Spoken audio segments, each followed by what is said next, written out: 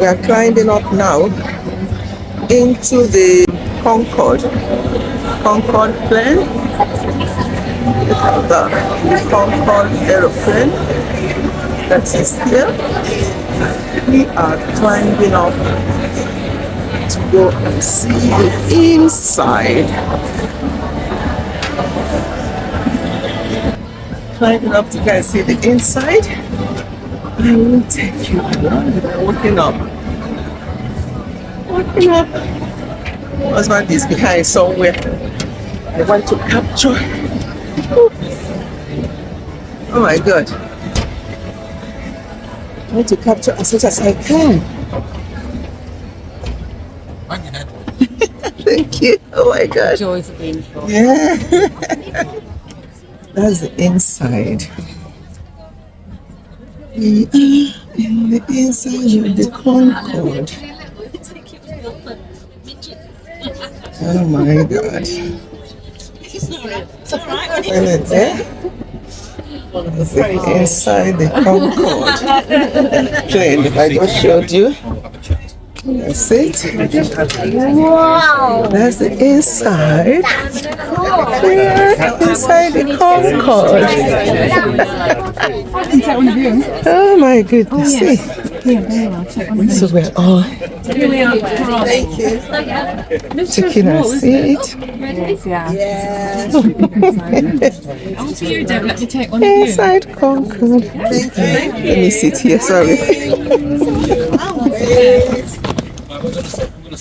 Ted, inside the Concorde. I'm waiting for my husband to come and sit beside me. We're just pretending that we are flying to somewhere, just to have the experience.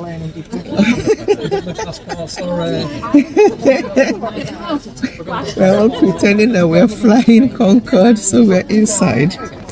Oh my goodness, that's what it looks like. It looks quite, it's quite spacious, to be quite honest. When you look at it from outside, it looks really small. And when you're inside, it's actually not too bad. Waiting for my husband to come. Other people are boarding the Concorde. Other people are boarding. When you see us boarding, you think we are traveling to anywhere. We are all seated inside the aircraft. I'm on the window seat. Concorde flight to wherever we want to go. But we're still at the conference, going anywhere. So let me see if my husband is coming in. Following day, on the third day, 8.5-hour trip back, 3-day trip. Concorde changed all that. With Concorde, you can get up from your house in the morning, have your breakfast, go down to Heathrow, and you got to Heathrow, went to Heathrow around 9 o'clock this morning, go into the Concorde VIP lounge, and that in those days, that was the only VIP lounge that there was. There wasn't the vast array that they have these days. Go into the VIP lounge, a few glasses of Bucks Fizz, a few canapes, and then you're escorted personally to your seat. So you got personally to your seat, and you took off from Heathrow at about 10:30 in the morning. On board that aircraft, you served a full 5-course breakfast, Royal Dalton china, linen tablecloths, proper knives and forks. And British Airways, over the years, they reckon they spent about £50,000 replacing little knives and forks that had somehow gone missing between Heathrow and New York. Full 5-course breakfast, access to the Concorde wine cellar. Concorde menu was changed every week. The wine cellar was changed every month based at Heathrow. And in the 80s, British Airways was spending about £95 a bottle on wine, £125 a bottle on champagne for the Concorde wine cellar. Very, very sort of decent. Wasn't a big wine box down the back that they used to top you up with. So you took off about 10:30, 5-course breakfast, and you got to New York at about 9 o'clock in the morning before you'd actually left. Just in time for your third breakfast of the day. Get your documents signed, bit of sightseeing, bit of shopping, and then back down to John F. Kennedy for the afternoon Concorde back to Heathrow. On the afternoon Concorde, full 5-course dinner, Royal Dalton china, linen tablecloths, music. Music, yeah. Full 5-course dinner, 2 more knives and forks for the set, And in those days, you could smoke on board aircraft. So everybody on the afternoon Concorde got a free Havana cigar.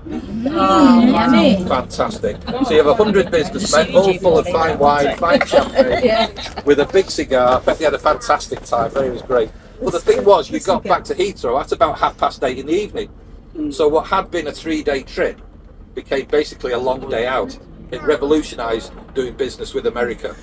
Now on board the aircraft, like I say, apart from the music, there was no little tellies on the seats in front. So what could you do? Apart from eat and drink your way across the Atlantic, which seems a fair way of spending 3 hours.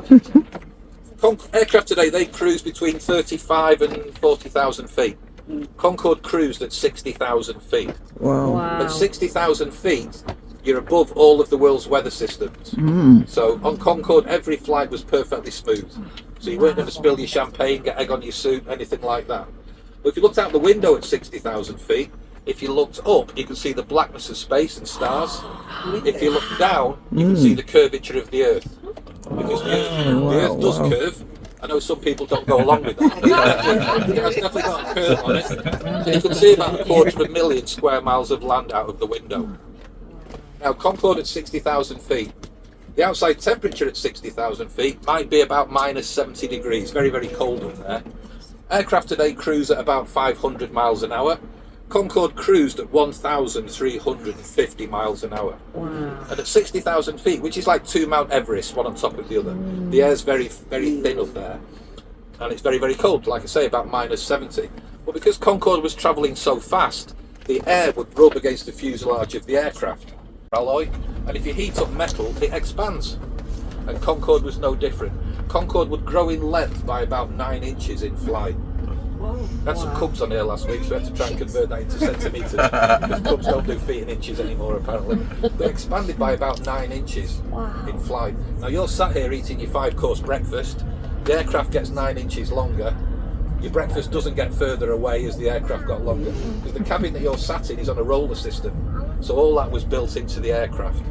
The paint on the aircraft, nice British Airways colour scheme, you stretch it by 9 inches, all the paint's going to come off, and it's going to look a bit dodgy when you get to the other end. So they invented stretch paint. So the paint on the aircraft stretched and contracted with it as well. You can't buy it anymore, I've looked. It'd be in queue, even in like the posh paint section, it's not there. Concorde stretch paint. We just finished. By the door. We just finished our. It's like minutes. 15 minutes. I'm just walking down the airline now. After our 15 minutes inside the Concorde, and he told us some stories. He heard some of that stories in there. So I'm walking down the airplane now, the Concorde. After a 15 minutes we spent there, and stories were told about the Concorde, and he also showed us where the Queen used to sit when he used Concorde. He showed us the seat the Queen used to sit on. I don't want to bore you with all that because I don't want the video to be too long. So that's where we just came down from. That's the Concorde plane. You can see some people, others are waiting to go in and have the same experience that we just had. It's lunchtime now, so people are eating, and some people who want to go for the tour. That's the Concorde. That's the tail end of it. That's the whole. Let me see if I can get the whole thing. Yeah, that's the beginning. All the way. How do I? Yeah, that's it. That's it. That's it, and that's the tail end there. That's where we just came out of, and he told us the history. He stopped running. They stopped operating Concorde here from Heathrow. They stopped operating it, he said, about 20 years ago. 20 years ago, and he said it's a combination of various things, the cost and all the rest of it. So 20 years ago was when Concorde last flew from Heathrow. Okay, my lovely people, I'll stop this video here now. Thank you. I hope you've enjoyed coming into Concorde plane with me. I don't know where my husband is. He would have come in with me, but maybe he didn't want to, so I'm going to look for him now. Bye, my lovely people.